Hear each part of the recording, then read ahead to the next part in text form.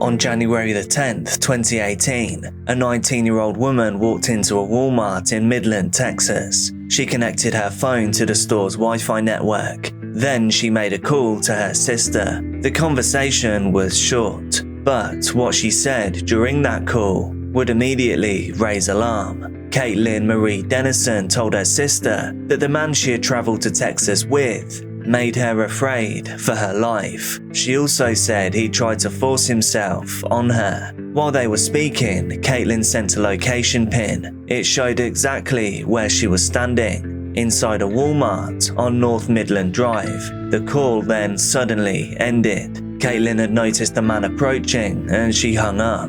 That brief conversation became the final confirmed contact that anyone ever had with her. After that moment, Caitlyn Dennison disappeared. This is the story of how a 19-year-old woman traveled across the country with a man that her family didn't even know the name of, and then vanished less than a day after arriving. In this video, I will lay out all the disturbing details of this case.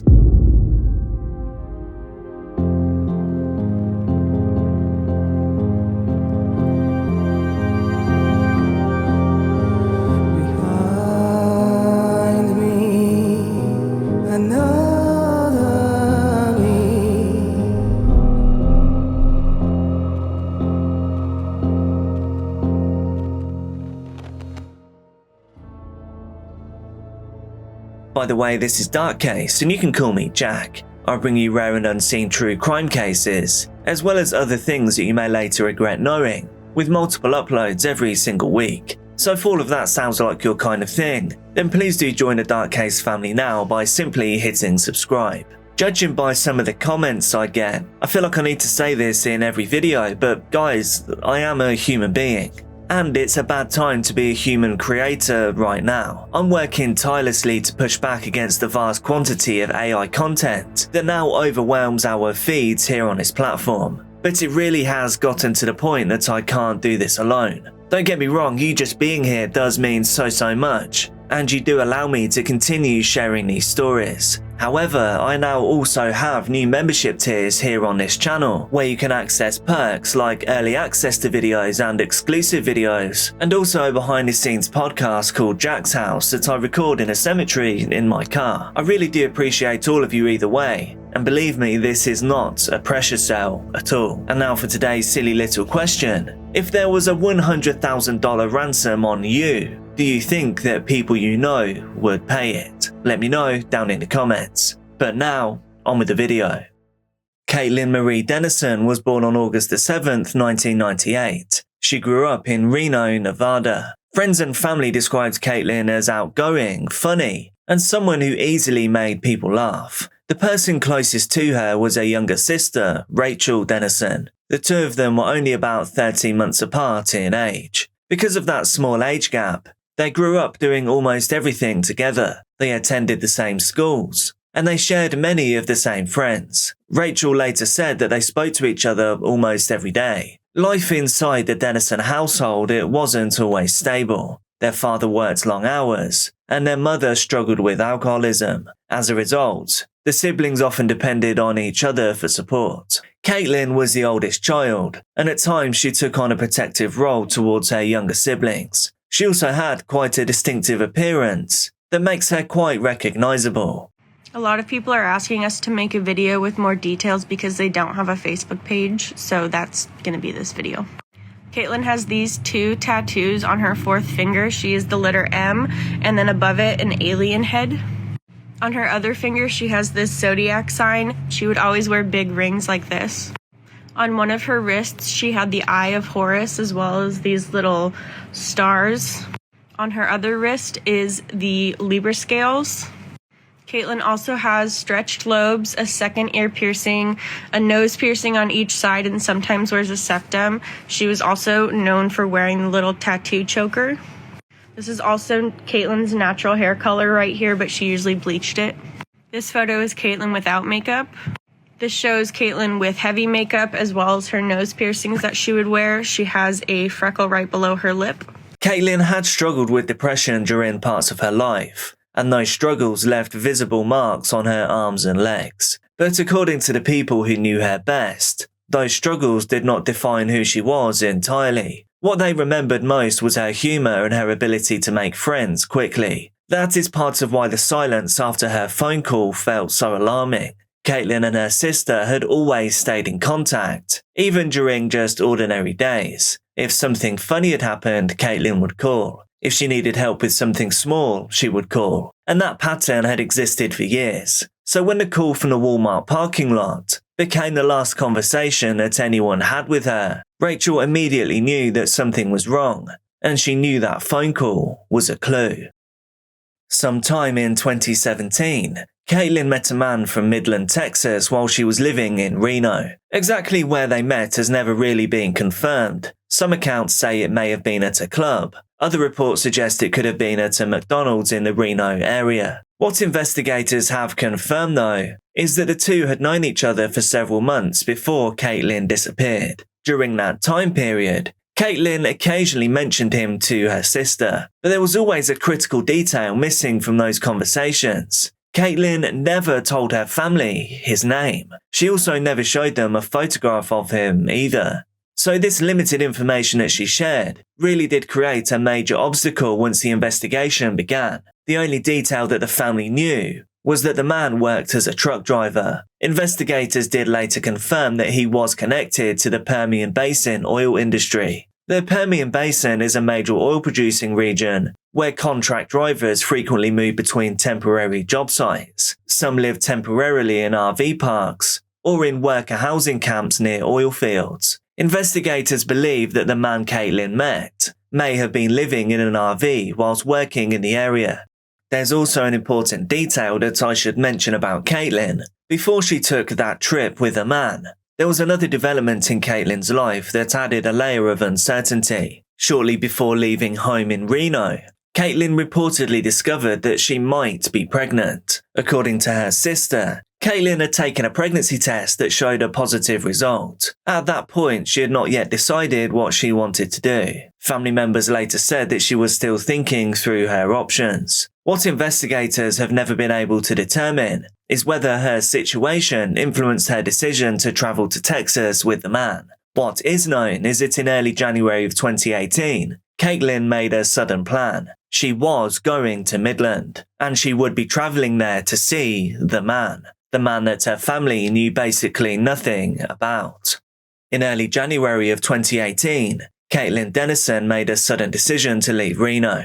Shortly before the trip, she went to a friend's house where she had previously left some personal belongings. She collected clothing and makeup that she had stored there. It was around that time that Caitlyn told her sister Rachel that she was planning to travel to Texas. She explained specifically that she would be going to Midland, and it was then that she made an unusual request. She asked Rachel not to tell anyone else in the family about the trip. The reason for that request has never been clearly explained, but what investigators later confirmed is that the trip moved forwards almost immediately afterwards. On January the 9th, 2018, Caitlyn boarded a flight from Reno, Nevada to Midland, Texas. Records show that she arrived in Midland at approximately 1 p.m. Investigators believe the flight may have included a layover somewhere along the route. The most likely locations were either Las Vegas or Phoenix. Family members later said that they never actually learned which airline Caitlyn used or what the flight number was. According to reports connected to the case, Caitlyn may not have had identification with her when she boarded the flight. And whilst it is uncommon, airline staff can sometimes verify a passenger's identity through some other procedures if identification is missing for internal flights. Once Caitlyn arrived in Midland, investigators believe that she met the man that she had known for several months. Authorities believe that Caitlyn spent the night in the man's RV. The RV was reportedly parked in the West Odessa area at the time. West Odessa sits just outside the city of Odessa, and it's part of the larger Midland-Odessa region connected to the Permian Basin oil industry. And this is where that temporary housing like RV parks and worker camps are situated. By the afternoon of January the 10th, 2018, Caitlyn Dennison had been in Midland for less than 24 hours. Investigators believe that she had spent the previous night inside the man's RV in West Odessa. At some point during the next day, the RV was moved to another location south of Interstate 20 and Loop 250 in Midland. One confirmed stop that day was a Walmart, located at 4517 North Midland Drive. Inside that store, Caitlyn connected her phone to the Wi-Fi network and called her sister. During the call, she said something that immediately raised concern. She told Rachel that the man that she had been travelling with actually made her afraid for her life. She also said that he had tried to force himself on her. Whilst they were speaking, Caitlyn sent her sister a location pin showing exactly where she was. This phone call only lasted a short time, and when Caitlyn saw the man approaching, she ended the call. After hanging up, she sent a few additional messages, and in those messages, she repeated that the man made her feel afraid, and that he was angry because she would not let him touch her. And it would actually be those messages that would become the last confirmed communication that anyone ever received from Caitlyn. Investigators later said that they believed Caitlyn and the man then visited at least 2 other locations that same day. One was a Domino's Pizza on Linda Avenue in Odessa. Another was Rick's Cabaret, a so-called adult club also located in the Odessa area. Authorities believe that Caitlyn may have gone there to look for employment, and at the time that she disappeared, she had reportedly been trying to find work as an exotic dancer. Whether she actually spoke with anyone inside the club that day, it's never been publicly confirmed. But after these confirmed locations, the trail of movements then ends. No additional phone calls were ever made. No further messages were ever sent. And it seems that nobody ever saw Caitlyn ever again. 2 days after Caitlyn's final phone call, her family reported her missing. On January the 12th, 2018, Caitlyn's sister Rachel and their father filed a missing persons report in Reno, Nevada. Because Caitlyn lived in Reno, the case initially began there, but investigators quickly realized that the most important events had taken place in Texas. The investigation soon involved authorities in Midland, the place where Caitlyn had last been seen. Early in the investigation, police were able to identify the man that Caitlyn had travelled with. They located him and conducted an interview. They also spoke with his mother during the early stages of the case. According to information later publicly released, the man told investigators that Caitlyn had just left on her own. He claimed that during the night she quietly packed up her belongings, and then she simply walked away whilst he was asleep. He said that he did not know where she went after that. But in Caitlyn's case, several investigative limitations quickly appear. One of the most significant problems involved surveillance footage. Caitlyn had been confirmed to be at the Midland Walmart on January the 10th. However, investigators did not request the store surveillance footage until several months later, and then understandably, by that time, the footage had already been deleted. And the same issue occurred with CCTV from airports. Because investigators did not have the airline or flight number early on in the case, airport surveillance footage was no longer available by the time it was actually requested. This could have shown so much, but we'll never know. The Walmart footage could have shown who Caitlyn was with inside the shop, during the time that she made that phone call, during the time that she was saying she was scared of the man. Another challenge involved Caitlyn's phone. She had been using prepaid phone cards and often relied on Wi-Fi to make calls. So without a traditional cellular service record, investigators had only limited ability to track her movements. At one point though, a woman contacted authorities, claiming that she had given Caitlyn a ride somewhere in Midland. Investigators later said that the sighting did appear to be legitimate. However, details about where that ride ended have never been publicly clarified. Meanwhile, investigators attempted to speak to the truck driver, the strange man, once again. When they returned to the residence where he had previously been staying, he was no longer there. So the person that is believed to be the last individual to see Caitlyn had already left, or maybe fled, the area. Several months after Caitlyn Dennison disappeared, a piece of footage began circulating widely across social media. The video came from a Ring doorbell camera in Montgomery County, Texas. It showed a young woman approaching a house in the early hours of the morning. She appeared distressed and disorientated. The woman repeatedly rang the doorbell and looked back over her shoulder, as if she was afraid that someone might be nearby. What immediately drew attention were her wrists. They appeared to be wrapped in broken restraints. The woman was barefoot and wearing only a t-shirt. Because at this time, Caitlyn had been missing for months, people quickly began comparing the woman in the footage to her. Some viewers believed that the woman in the video could indeed be Caitlyn Dennison. For Caitlyn's family, the footage was disturbing to watch. Her sister Rachel later said that when she first saw the video, she briefly wondered whether it could actually be Caitlyn. But investigators soon worked to identify the woman,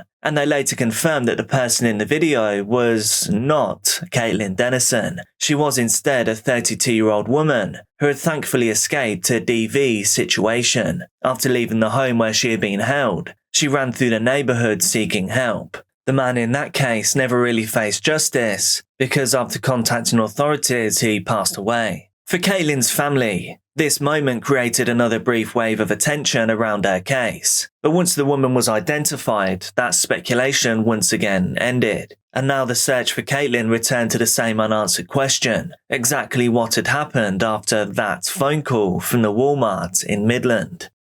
Over the years, investigators continued reviewing the case. Authorities have confirmed that the man Caitlyn travelled with had been identified, but because the investigation thankfully remains active, law enforcement has never publicly released his name. Officials have confirmed that he did work as a truck driver, and he did work in the oil industry in the area.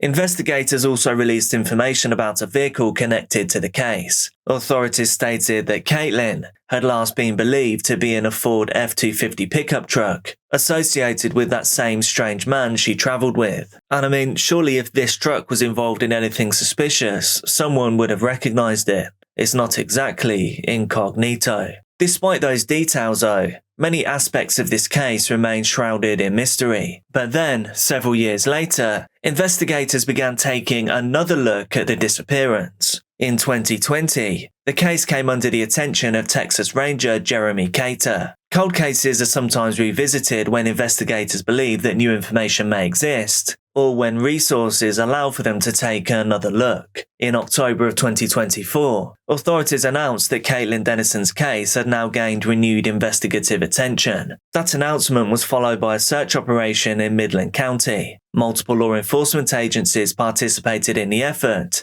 including the Texas Rangers and the Texas Department of Public Safety. Canine teams were used during the search, and investigators focused on a vacant area of land near County Road 1223.5 and County Road 160. The search covered approximately 10 acres, which, when you think about it, in the grand scheme of things, is a really specific area. Authorities, however, have not explained what led them to that specific location. However, they have confirmed that the search was directly connected to Caitlyn's disappearance. Despite the size of the search operation, investigators did not locate Caitlyn. No remains were discovered, and no new evidence was publicly announced. The investigation remained open, but the search confirmed that authorities were still actively examining the case. Today, Caitlyn Dennison has been missing since January 10, 2018. Her case remains unsolved. Investigators continue to ask the public for any information that could explain just what happened during the hours after her final phone call from Walmart. For Caitlyn's family, the search for answers has never stopped. Her sister Rachel and close friends have spent years trying to keep Caitlyn's story visible, and I help. They will continue to share information online, to organise awareness campaigns, and to raise funds to hire private investigators. They've also submitted Caitlyn's DNA profile to national databases, so any unidentified remains discovered anywhere in the country can be compared against hers. Every lead here still matters. Even the smallest detail could change the direction of the case. If you have any information, please use one of these numbers. You can submit a tip online through the Texas Rangers Cold Case website. You can also contact the Texas Rangers by telephone. This is their number right here.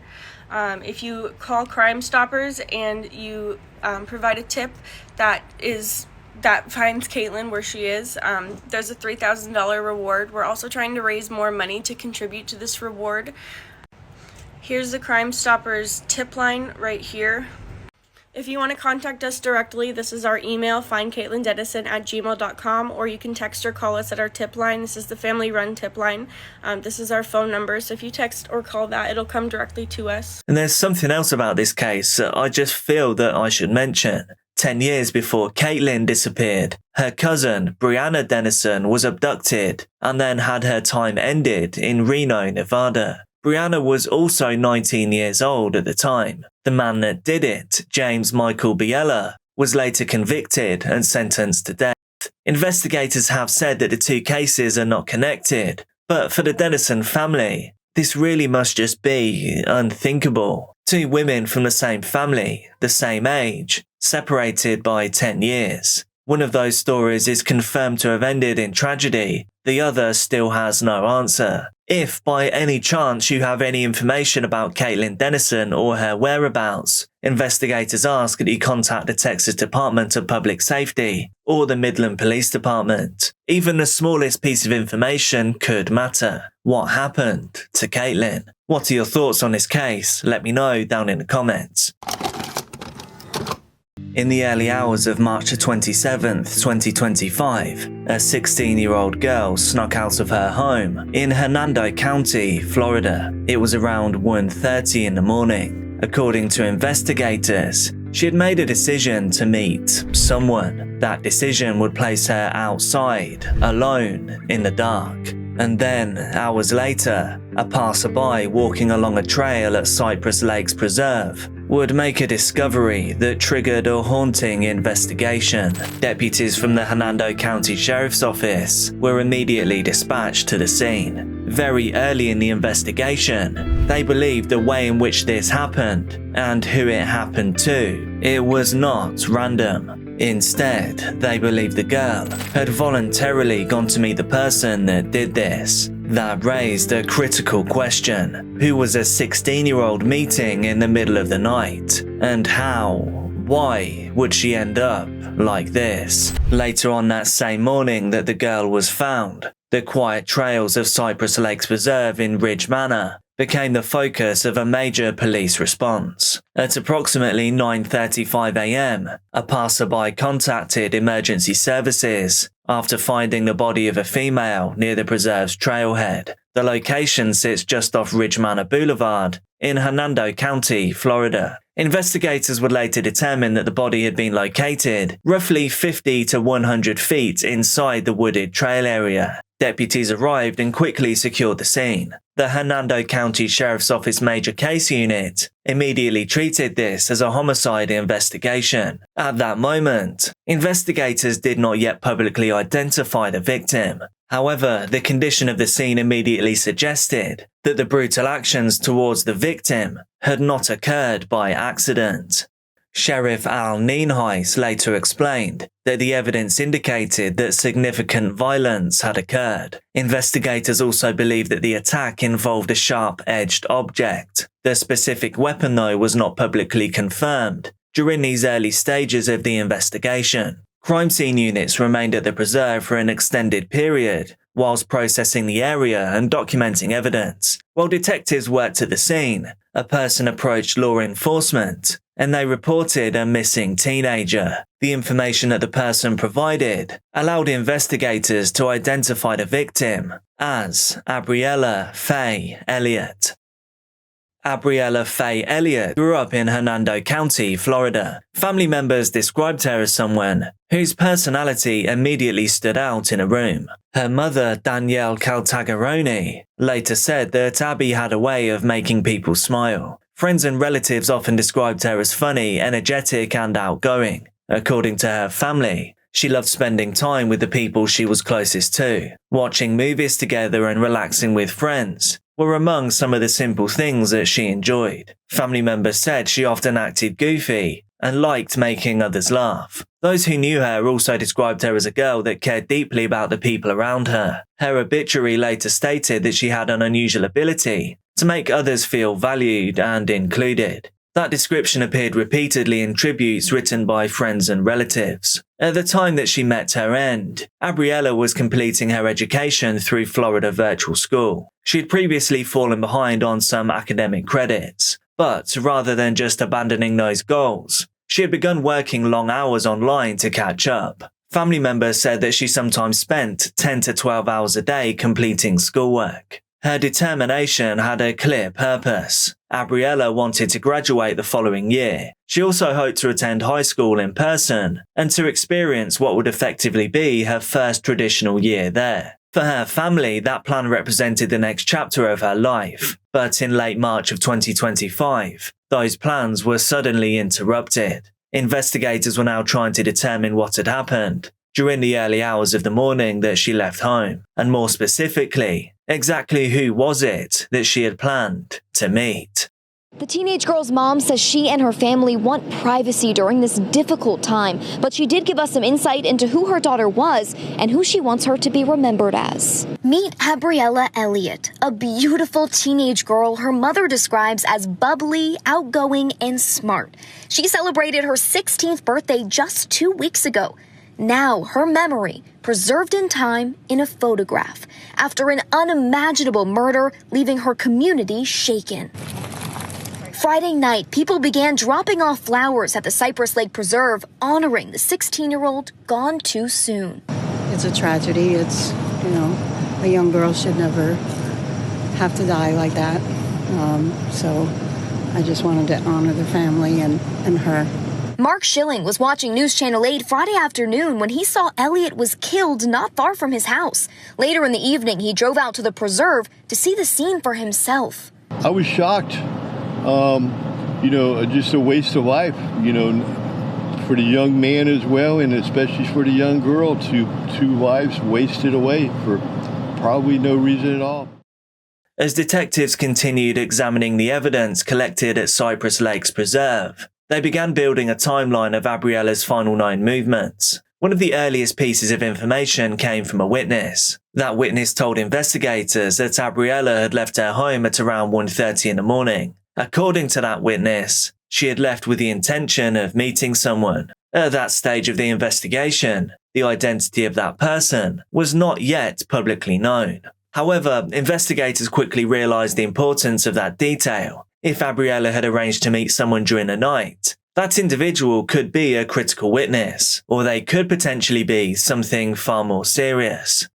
Detectives began working through what Sheriff Al Nienhuis later described as old-fashioned police work. Officers conducted door-to-door canvassing in the area. Investigators also began interviewing people who may have had contact with Gabriella in the days leading up to the incident. Some interviews were formal recorded statements. Others were informal conversations. They were just intended to gather early information. At the same time, detectives began reviewing electronic records connected to the case, those pesky digital footprints. Investigators examined phones, online communications, and social media accounts in an effort to understand who Gabriella may have been communicating with. Search warrants and preservation orders were obtained in order to secure that digital data. Each of these steps served a clear purpose. If someone had arranged to meet Gabriella during the early morning hours, that communication probably would exist somewhere in her digital footprint. Meanwhile, though, detectives continued speaking with individuals who had interacted with her socially. As detectives continued interviewing people connected with Gabriella's life, one conversation began to stand out. Investigators had already spoken with dozens of individuals, and most of these interviews had simply helped detectives to understand what Gabriella's daily routines and social circles actually were. But during one interview, detectives noticed something unusual. The person they were speaking with, they described their whereabouts on the night of March the 27th. At first, the explanation seemed normal. However, as investigators began comparing statements with other evidence, parts of their story did not line up. So, detectives continued examining the timeline provided during the interview. That's when they discovered a significant breakthrough. That individual had lied about where they had been on that night. For investigators, that type of deception immediately changes the direction of a case. When someone connected to a homicide investigation provides false information, no matter how small, detectives must determine why. Sometimes people may lie because they are just afraid. Sometimes they're trying to avoid unrelated issues they may have.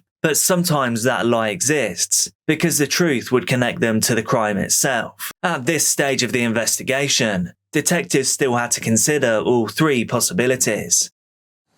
We were doing good old-fashioned police work, talking to a bunch of people, issuing a lot of search warrants as well as preservation orders on electronic media type and electronic social media accounts and so forth. And we happened to get fortunate that a lead was developed of a particular individual who may have had contact with her, and we'd already talked with this individual. And to give you some perspective, over about a 24-hour period or a little bit longer, we did close to 24 formal interviews, as well as talked to dozens of other people informally, knocking on doors and so forth.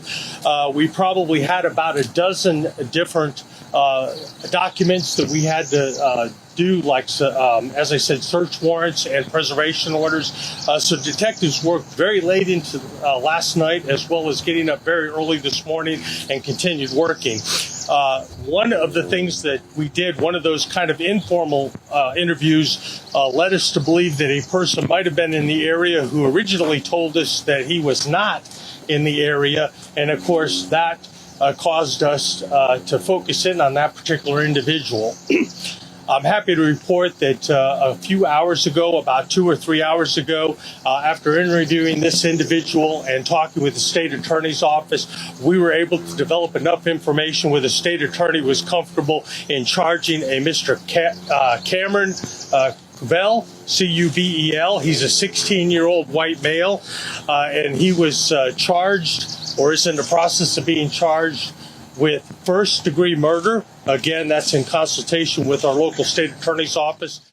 The individual who provided that misleading statement was a 16-year-old boy named Cameron Ray Cubel. Cameron was someone that investigators had already identified as being connected to Gabriella's life, but their discovery that he had lied about his location during that critical time frame placed him under far greater scrutiny. Detectives now had a new investigative priority. They needed to determine whether Cameron's deception was simply an attempt to avoid involvement, or whether it did indeed point to something far more serious. So within a short period of time, the investigation shifted focus. Cameron Cubel became the primary suspect in Gabriella Elliott's case.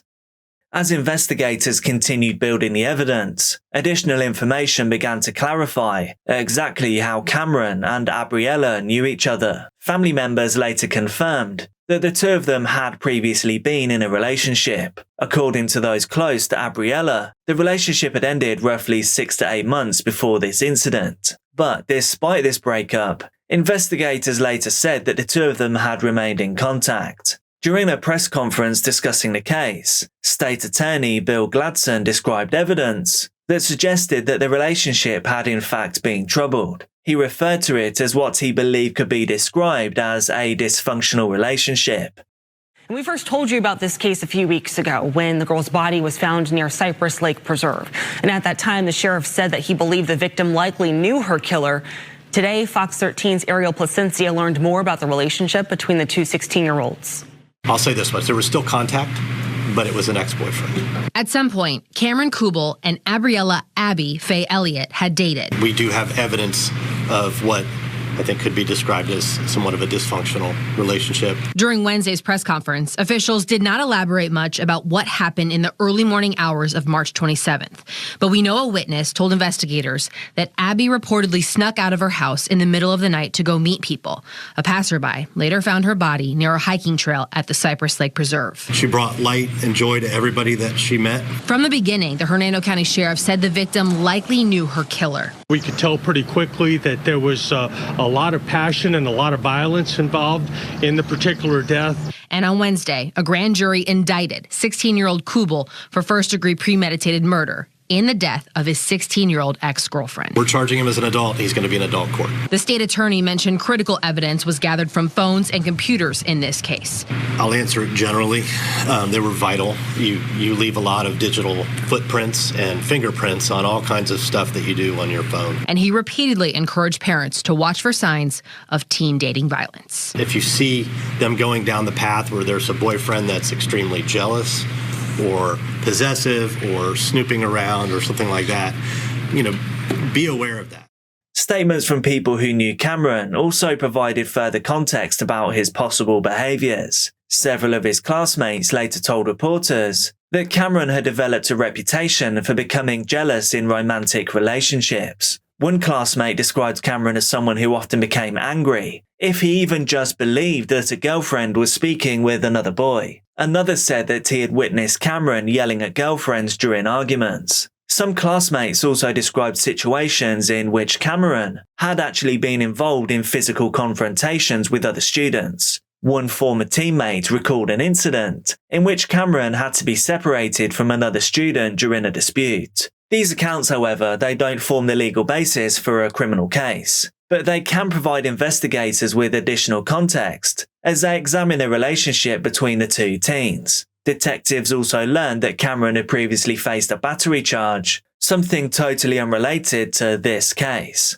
So even though it didn't look good, it in no way means that he's guilty. It was simply another piece of background information that investigators reviewed, whilst evaluating the circumstances around Gabriella's passing.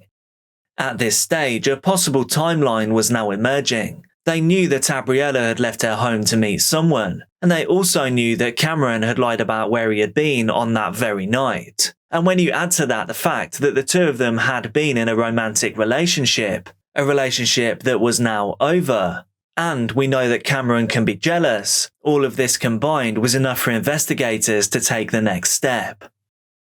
With Cameron Q. Bell now identified as a primary suspect, investigators moved quickly. On March 28, 2025, one day after Gabriella's body was discovered, Cameron was taken into custody. Authorities arrested the 16-year-old in connection with the homicide investigation. Sheriff Al Nienhuis later addressed the case during a press conference. He explained that the evidence collected during the early investigation led them to believe that the attack was not random. The sheriff also reiterated that investigators believed the victim had known the person responsible. From a procedural standpoint, once a suspect is arrested in a homicide case, detectives will then continue assembling the evidence needed for prosecution. That evidence is then reviewed by prosecutors to determine the appropriate charges. In this case, the state attorney's office began evaluating the material collected by investigators. While the legal process moved forward, the community in Ridge Manor was grieving the loss of Gabriella,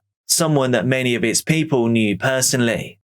On March 30th, a vigil was held in Gabriella's memory. Friends, family members, and local residents gathered to share stories and support for one another.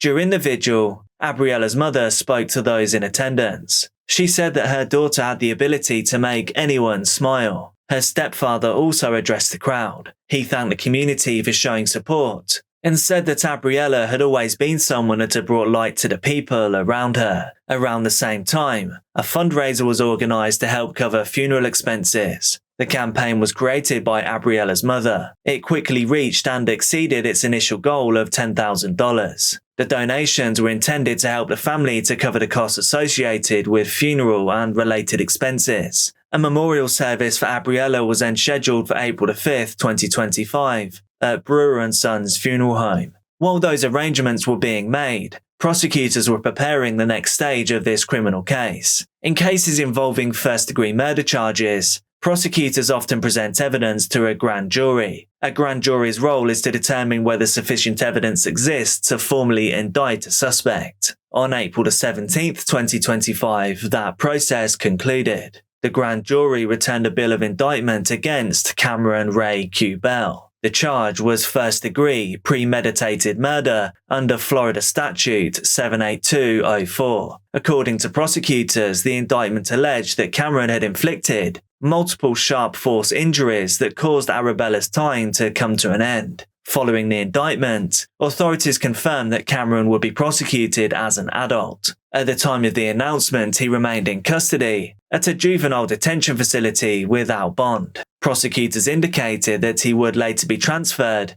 to Hernando County for further proceedings in adult court. If he is convicted of first-degree murder, that charge carries a possible life sentence. For investigators and prosecutors, the case had now moved from the investigative phase into the judicial process. While the legal system continues to determine responsibility for what happened in the early hours of March the 27th, the community, everyone that knew Gabriella, continues to remember the person that she was and the impact that she left behind. I'll make a community post about this case when it concludes. On March the 23rd, 2023, deputies with the Washoe County Sheriff's Office responded to what they described as suspicious circumstances off the dirt extension of North Virginia Street between Red Rock Road and White Lake Parkway near Cold Springs, Nevada. It was just after 6 p.m.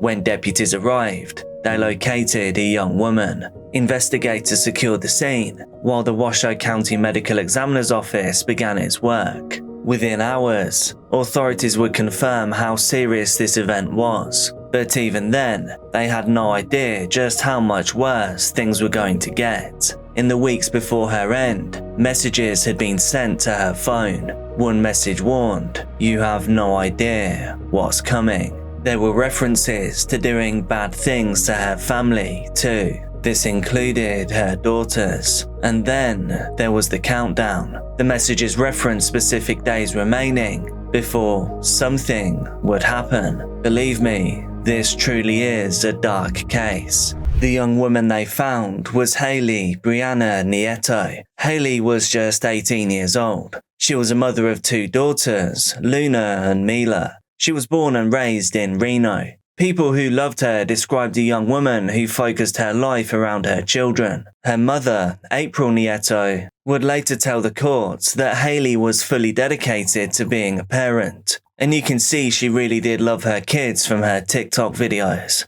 Haley also had plans that went beyond just surviving as a mother. Her family said she was studying to become a mortician. They said that she hoped to work at Mountain View Mortuary someday. That detail would later feel painful in a way that nobody could have predicted. Haley's family also described the normal parts of her personality, stuff that never makes the headlines. They said that she loved art, makeup, fashion, and music. They said that she enjoyed camping and taking trips to places like Hawaii and Lake Tahoe in the summer. They said that she was empathetic in a way that made her stop and notice strangers. Her family also said that she would sometimes go to cemeteries. When she was there, she would read names and stories and show her respect. And then, in a cruel twist of fate, after her time on this earth had ended, a viewing was held at Mountain View Mortuary. Her parents and brother attended. In the months and years that followed, April would end up raising Haley's 2 children. It's one thing just to say that someone was loved. It's another thing to see just how powerful that love is when family members step in to raise their children.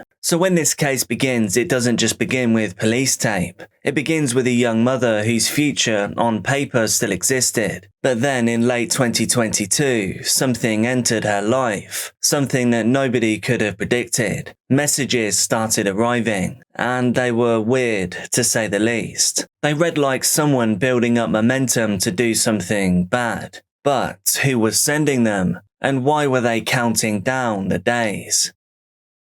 In December of 2022, messages began arriving for Haley. And at first they were just messages, which meant that they could be ignored. They could be explained away or deleted. But the tone of those messages only got worse. The sender started making threats against Haley. They also started making threats about Haley's 2 daughters. They started making threats around human trafficking. The person writing the messages wrote in plain language. They weren't being secretive or coded. They didn't want to send a hint. They wanted to make sure that Haley understood what they meant. There was one detail, though, that made it seem like the messages weren't just expressing anger. It seemed like they were formulating a plan.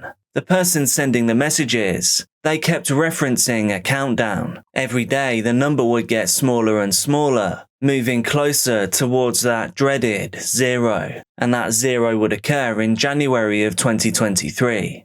At some point, Haley's mother, April, she discovered these threatening messages. She reported the messages to the Washoe County Sheriff's Office, and she even did it before that January date arrived. The concerned mother also reported the messages directly to the company that was connected to the communication system that they were sent from. Based on the later civil complaint, April believed that the messages should have triggered some form of intervention, and I'll tell you later where they came from, and honestly it's pretty unbelievable. April said that the threats were obvious enough that no interpretation was needed. When a threat is that explicit, you have to wonder what the plan actually is. Were they hoping that only Hayley would ever see the messages? And if so, what was the process meant to be once they were seen? In many investigations, early warnings are just treated like a kind of background noise, until that is, a crime forces them into the foreground. Investigators often have to separate two different questions that sound similar but they're not really. The first question is whether a threat is actually real. The second question is whether the system designed to actually catch those threats. Well,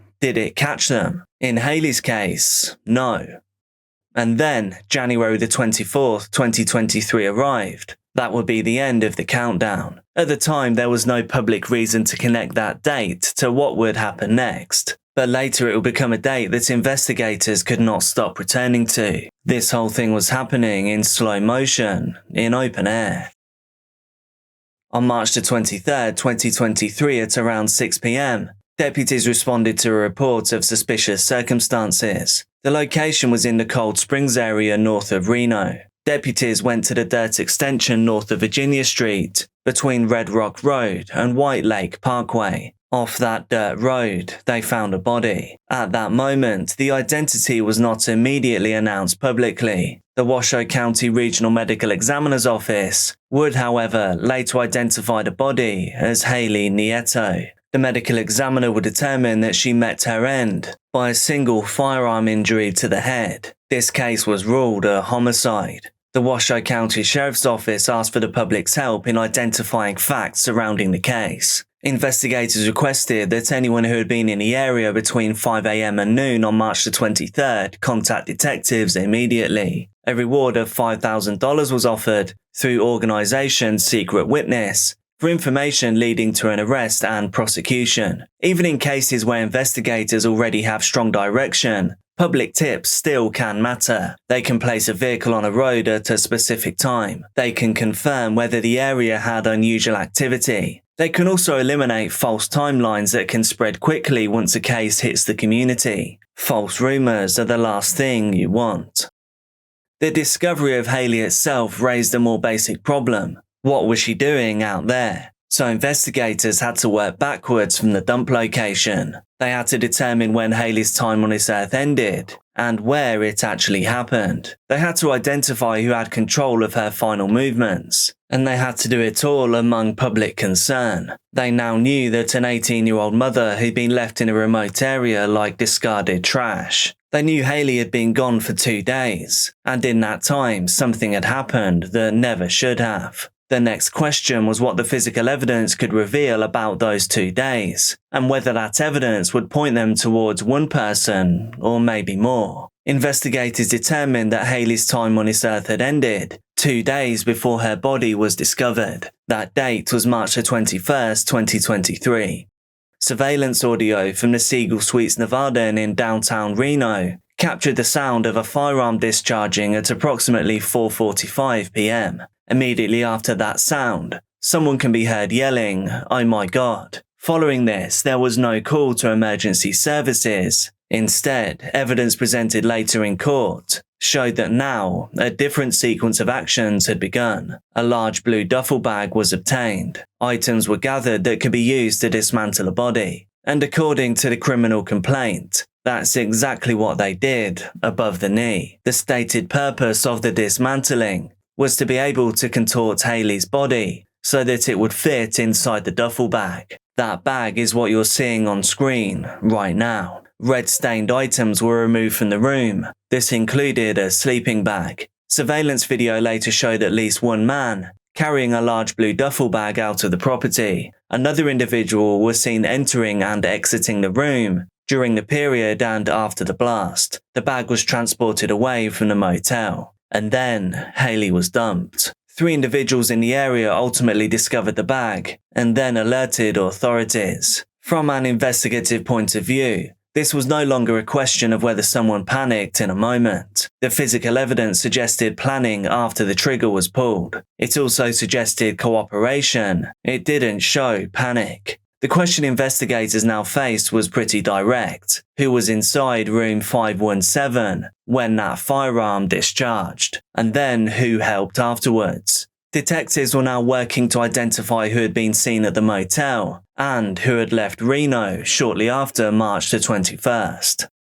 Within days of Haley being discovered, detectives identified a person of interest who had left Nevada. They determined that this individual had fled the Reno area shortly after March the 21st. On March the 27th, the Washoe County Sheriff's Office requested assistance from the United States Marshal Service. On March the 28th, 2023, U.S. Marshals working with the Midland County Sheriff's Office in Texas located a 39-year-old man at a motel in Midland. He was then taken into custody. His name was Todd Wayne Tanoki. Tanoki was arrested without incident and was later extradited back to Washoe County. He was then booked into the Washoe County Jail and held on bail. Investigators also examined the involvement of some other individuals connected to the events at the motel. Daniel John Graham had been present inside the room at the time that Haley met her end. At one point, a man named Lorenzo Ramirez, he was arrested on unrelated charges in Texas during the same operation that resulted in Tanoki's arrest.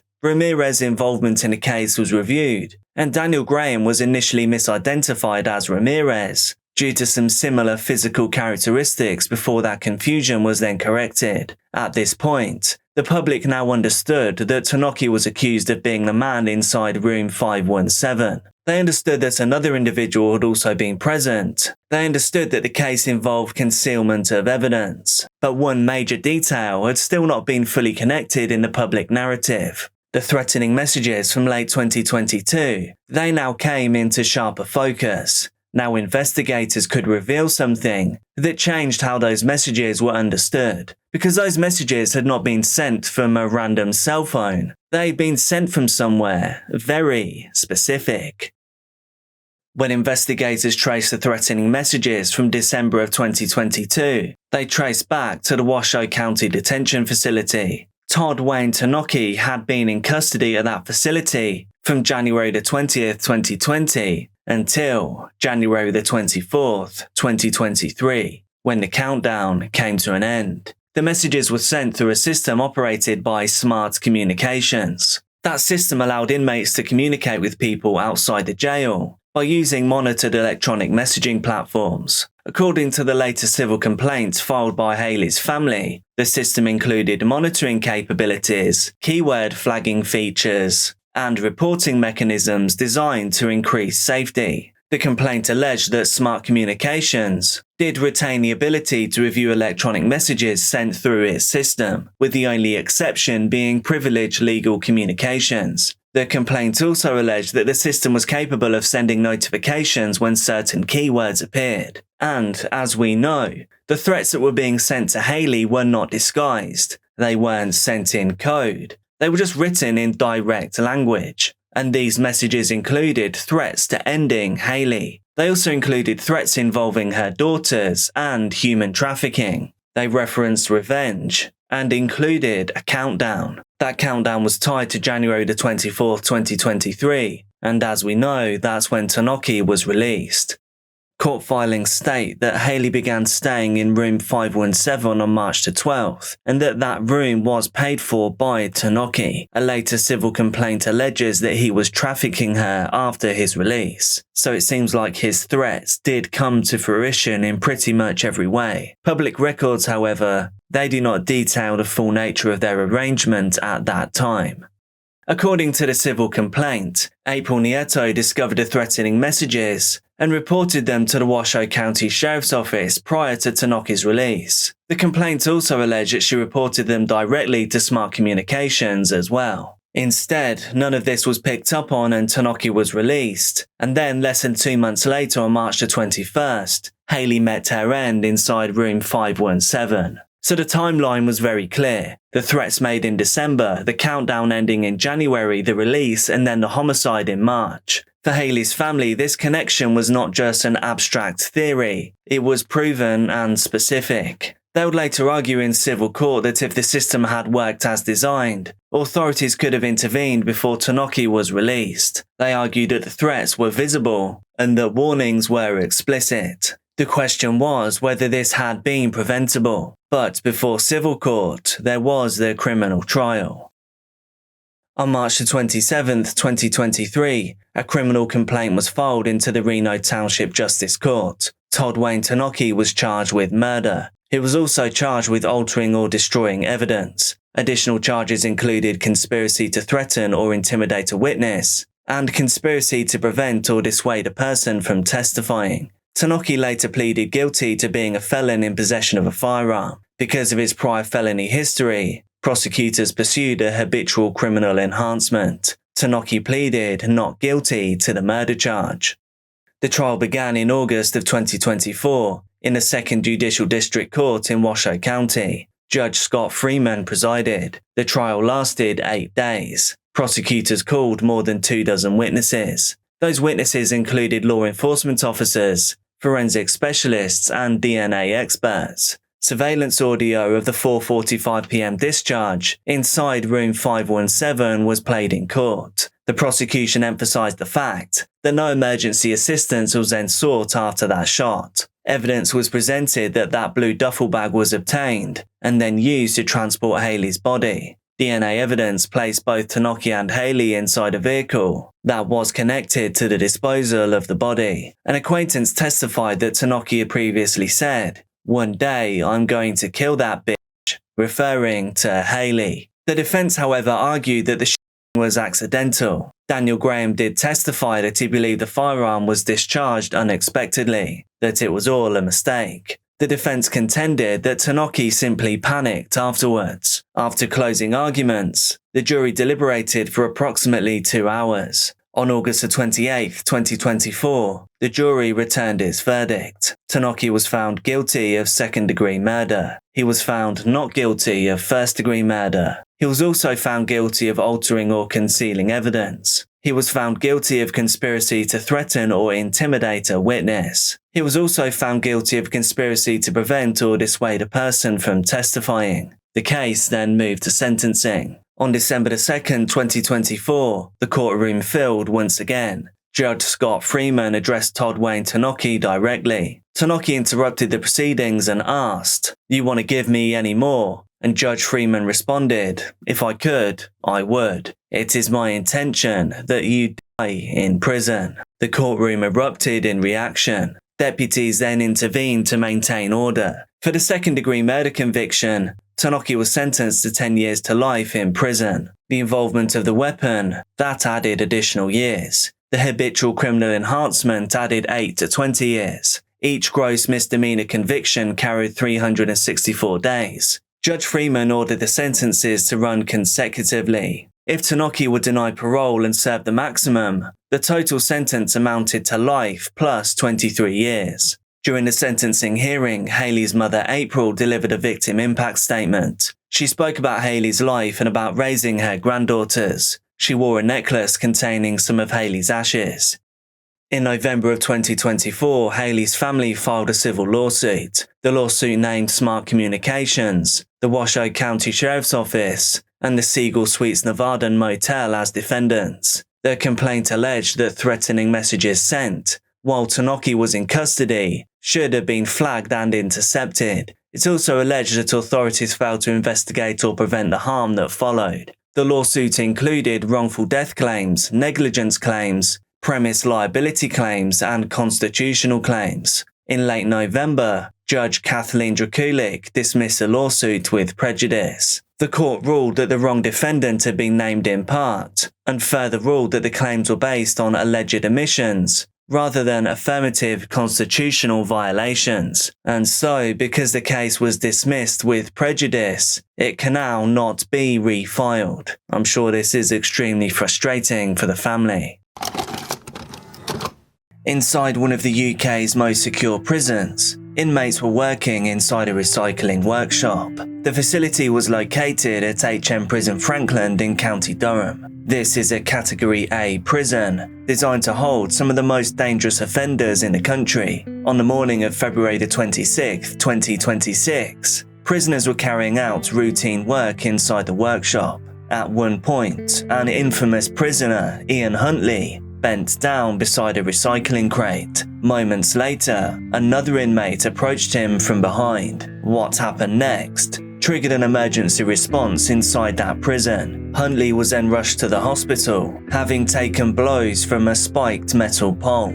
Within just hours, the news began spreading across the country. Ian Huntley, the prisoner who had been attacked, was one of the most notorious criminals in British history. I will reveal the truly horrifying series of events that brought these two men together inside one of the most tightly controlled prisons in the entire United Kingdom. This video will make you think twice as I share the disturbing evidence. HMP Frankland sits on the outskirts of Durham in the northeast of England. It's one of the United Kingdom's highest security prisons. Facilities like Frankland are designed to hold prisoners that are considered too dangerous for ordinary prison environments. These can include serial killers and offenders whose crimes have garnered national outrage. With prisons like Frankland, movement is heavily controlled. Prisoners are escorted between areas. Work assignments are closely monitored. Even basic routines are structured to reduce the risk of violence or contact between people that shouldn't have contact. Despite these precautions though, incidents do still occur. One of the inmates held inside Frankland for many years was Ian Kevin Huntley. Huntley had been imprisoned for crimes that shocked the country and the world. In 2002, two girls named Holly Wells and Jessica Chapman disappeared in the town of Surham in Cambridgeshire. The case quickly became one of the largest missing persons investigations in British history. Just days later, the remains of both girls were discovered near an RAF base. Huntley, who had been a caretaker at Surham Village College, after initially pretending to help to look for the girls, he was eventually convicted of their murders. He was then sentenced to life imprisonment. In later legal rulings, the minimum term of his sentence was set at 40 years. I have created a full-length documentary on this case, by the way, and that link should be on the screen right now. Inside the prison, Ian Huntley remained a highly controversial figure. Because of the nature of his crimes, he had been targeted by other inmates multiple times over the years. For instance, in 2005, another prisoner threw boiling water over him. 5 years later in 2010, a convicted armed robber pulled a sharp metal implement across his neck. Despite those incidents, Ian Huntley continued serving his sentence within the high-security prison system. By the mid-2020s, he was still incarcerated at HM Prison Frankland. But by that time, another extremely dangerous prisoner had also entered the system, and his path would eventually cross with Huntley's. Anthony Russell was born on April 16, 1982. By 2020, he was living in Coventry in the West Midlands. At the time, he was known locally to the police, and he was struggling with substance addictions. But in October of that year, Russell would begin his own series of crimes that would shock investigators and the wider country. The violence unfolded over the course of 1 week. It began with a man named David Williams. David was 32 years old. At some point, Russell became convinced that Williams was involved with his girlfriend. I will say that police later confirmed that that belief was mistaken. But by the time investigators pieced the situation together, the damage had already been done. On October 21st, 2020, Russell attacked David Williams. He throttled him using a lanyard. After he stopped breathing, stopped moving, Russell hid Williams' body inside his flat. The body was pushed beneath a bed. It would remain there undiscovered for several days. When police eventually recovered the body, investigators documented 87 injuries. But his violent tendencies don't stop there. Instead, Russell's actions would escalate even further, and the next person that he encountered would be someone searching for answers. 2 days after David Williams met his end, his mother was growing concerned. Julie Williams contacted West Midlands Police on October 23, 2020. She reported that her son was missing. From Julie's perspective, she was simply trying to locate her son.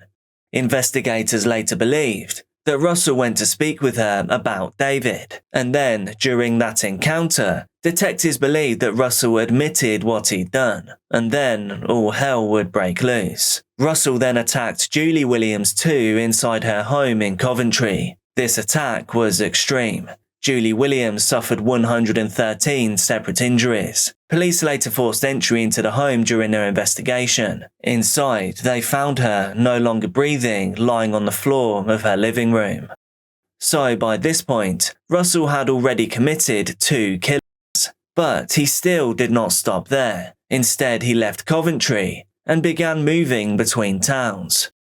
After leaving Coventry, Anthony Russell continued moving between towns in Warwickshire. Along the way, he committed further crimes whilst trying to avoid capture. At one point, he approached an elderly man at his home, asking him for directions. When the man was distracted, Russell struck him from behind with a brick. This victim suffered a fractured skull and a bleed on the brain. Russell then stole the man's Ford C-Max vehicle and used it to continue travelling.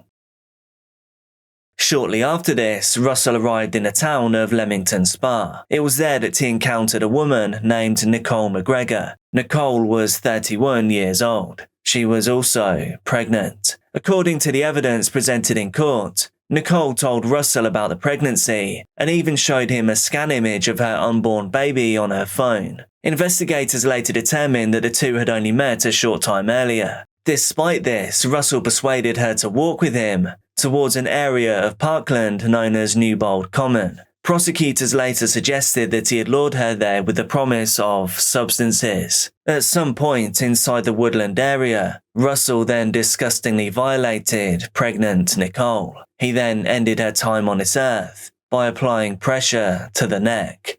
After the attack, her body was dragged through the undergrowth and then left in a wooded area near the River Leam.